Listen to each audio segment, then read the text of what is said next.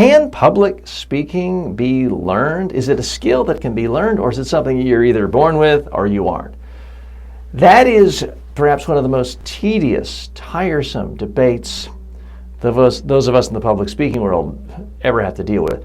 Of course it is a skill that you can learn. Nobody's born a natural-born speaker. You might be a natural-born crier, but you can't be a natural-born speaker any more than you're a natural-born writer. Yes, some people end up being world-class novelists, others aren't. But even the world-class novelists had to go to first grade, second grade, third grade, formal instruction, day in and day out, how to write, how to compose a sentence, how to use punctuation, how to spell, all learn skills, some advance further than others.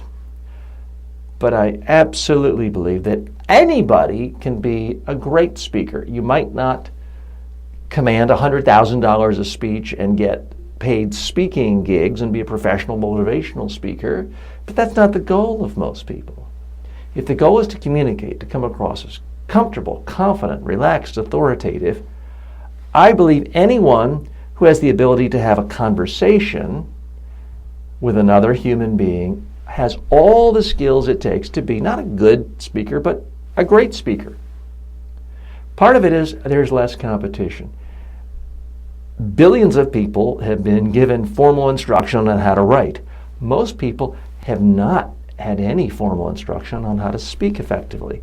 So the standards are much, much lower. Let's face it, most speakers in the world are horrible. So if you just gain some level of competence, you can stand out as great.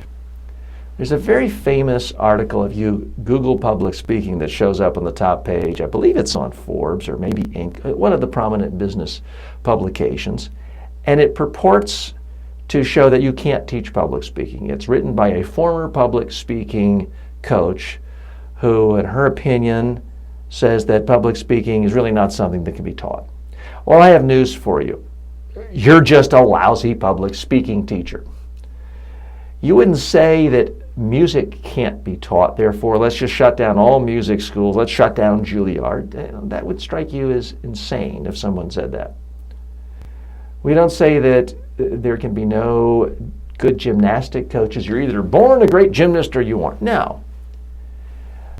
Anyone who wants to get great at something can typically get better with coaching, instruction. Public speaking is no different. What is different is that since so few people get instruction and get good instruction, just a little bit can make you much, much better.